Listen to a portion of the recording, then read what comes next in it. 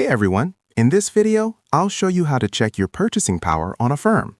Just follow these steps so you can see how much you're eligible to spend, quickly and without affecting your credit score.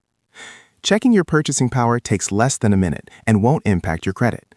You can do this directly in the Affirm app or while checking out at one of Affirm's partner stores.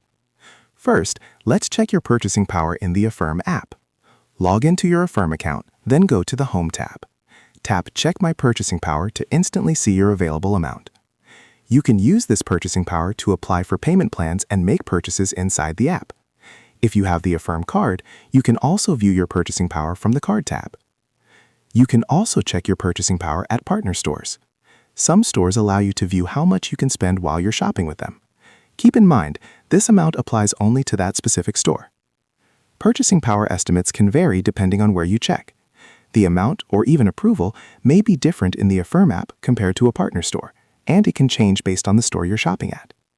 The good news is that checking your purchasing power in both the app and at partner stores does not harm your credit score. And that's it. Once you follow these steps, you'll know how to check your purchasing power on Affirm anytime.